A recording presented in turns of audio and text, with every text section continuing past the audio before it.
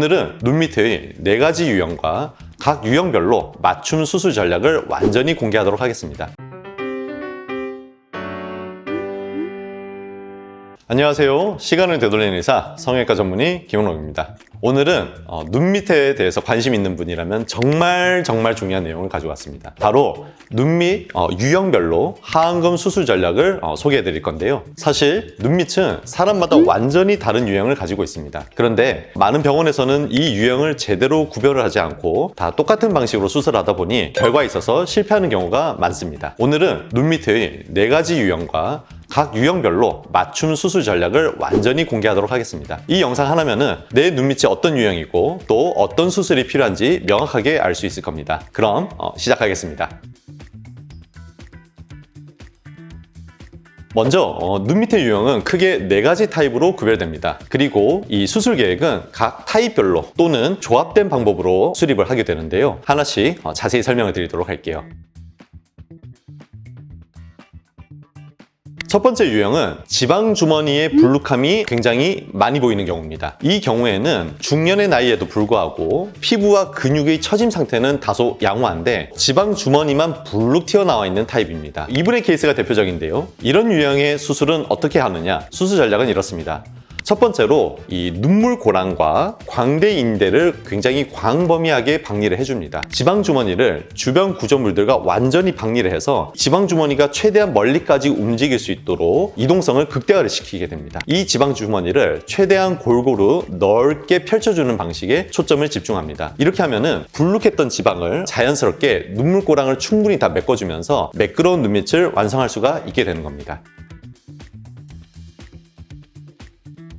두 번째 유형은 눈 밑의 불룩함보다도 피부와 근육이 심하게 늘어진 경우입니다. 이분의 케이스가 대표적인데요. 눈 밑의 지방의 불룩함보다 이 가장 겉표면에 있는 피부와 근육이 굉장히 심하게 늘어진 타입입니다. 여기서 중요한 포인트는 눈 밑은 다른 부위와 다르게 피부와 근육 사이에 피하 지방층이라는 이 지방이 없습니다. 그렇기 때문에 사실상 피부와 근육은 딱 달라붙어 있는 하나의 유닛으로 봐야 되는데요. 눈 밑에서 피부가 많이 늘어졌다는 개념은 근육이 많이 해지고 늘어졌다와 같은 의미가 됩니다. 그래서 솔직히 말하면 이게 가장 어려운 하안검 수술의 유형 중 하나입니다. 소위 이 하회탈 유형이라고도 하죠. 이런 경우에는 수술의 작전이 이렇습니다. 첫 번째로는 아주 얇은 피부와 그에 딱 붙어 있는 알륜근 사이를 손상 없이 최대한 많이 박리해 나가야 됩니다. 이 과정은 굉장히 섬세함이 필요하고요. 두 번째는 그 후에 심하게 늘어져 있던 알륜 근육들을 하나의 애교살로 복원해주면서 끌어올리는 것이 굉장히 중요합니다. 세 번째로 알륜근이 다시 늘어지지 않도록 이 알륜근의 바깥쪽 부분을 외양각이라 불리는 부위에 고정을 해주는 소위 외양각 고정술이 핵심 과정입니다. 이 유형은 상대적으로 피부를 좀 많이 잘라내야지 개선되기 때문에 안검 외반의 위험성이 더 높고요. 그렇기 때문에 이걸 방지하기 위해서 확실한 외양각 고정술이 이것을 방지할 수가 있습니다.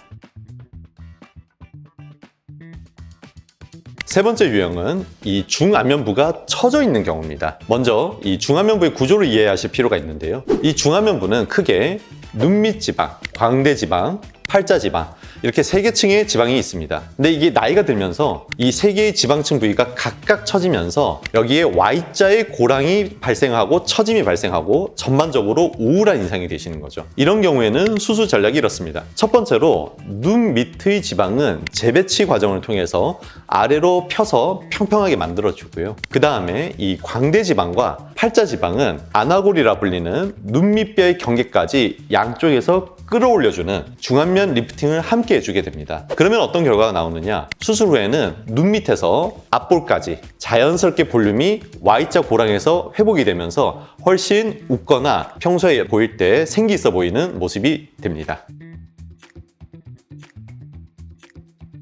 마지막 4번째 유형은 중안면부가 이렇게 움푹 꺼져 있는 경우입니다. 이 우리나라 사람들은 나이가 들면은 여기 가운데 얼굴이 쑥 꺼져 보이는 경우가 보이기 쉬운데요. 그 원인이 뭐냐면은요. 첫 번째로 우리나라 분들은 얼굴 골격 자체가 타고난 것이 이 역광대가 굉장히 크고 앞볼이 납작한 편이기 때문입니다. 두 번째로는 이게 나이가 들면은 각 지방의 볼륨이 줄어들게 되죠. 거기에 더해서 이 유지인대가 약해지고 처지기 때문에 지방 3군데의 사이에 깊은 고랑을 형성을 하게 됩니다. 세 번째로 심지어 나이가 들면은 뼈도 흡수가 되는데 특히나 앞볼 부위는 그 뼈의 흡수가 굉장히 많이 나타나는 부위이기 때문에 꺼짐이 또한 심하게 발생하게 됩니다. 솔직히 이게 하안검 수술을 단독으로는 결과가 좀 아쉬울 수밖에 없습니다. 그래서 이런 경우에는 중안면부에 볼륨을 조금 첨가를 해주는 볼륨의 증가가 반드시 필요하게 됩니다. 이때 제가 가장 추천하는 시술은 자가 지방 이식이 되겠고요. 두 번째로는 아주 소량의 히알루론산 필러를 좀 주입을 하는 겁니다. 이 간혹 지방 이식보다 필러에 대해서는 좀 불안감을 호소하시는 분도 있으신데요. 중안면부에 대한 필러는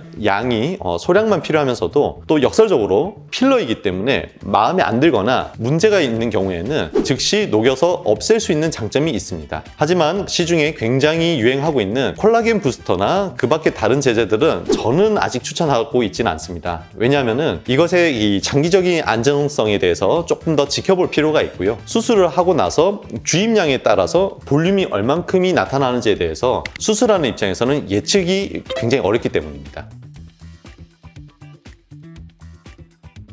자, 오늘은 눈 밑의 4가지 유형과 각 유형별 맞춤 수술 전략에 대해 알아봤습니다. 이걸 정리를 해보자면은 첫 번째 유형으로 지방만 볼록한 경우에는 이 지방 재배치에 집중을 하게 되겠고, 두 번째 유형으로 피부과 근육의 늘어짐이 심한 경우에는 알륜근을 리프팅을 해주면서 외양각 고정술을 잘해주는데 초점을 맞추게 됩니다. 세 번째로 광대와 팔자의 지방이 처짐에서 나타나는 중안면부 처짐이 있는 경우에는 이 두 개의 지방층을 안아골 하형까지 끌어올리는 중안면 리프팅이 필요하고, 전체적으로 중안면부가 꺼져 보이는 분들은 볼륨을 추가하는 방법이 굉장히 유용할 수가 있습니다. 내 눈밑이 어떤 유형인지 정확하게 파악하고 거기에 맞춰서 수술 전략을 세우는 것이 가장 중요한 눈밑 수술 성공의 핵심이 됩니다. 오늘 영상이 도움이 되셨다면 구독과 좋아요를 부탁드리고요. 평소에 눈밑에 어떤 수술을 받는 게 좋은지, 또는 나는 어떤 유형의 눈밑인지에 대해서 고민이 되시고 계속 의문이 있는 분이라면 언제든지 저를 찾아와 주셔도 좋습니다. 아래 더보기란에 저희 병원의 연락처를 남겨놓을 테니까 언제든지 연락을 주시고요. 그럼 오늘 하루도 행복한 하루가 되시길 바라고요. 제가 다음 영상에도 더 좋은 내용으로 찾아오도록 하겠습니다. 다음에 또 뵐게요. 안녕.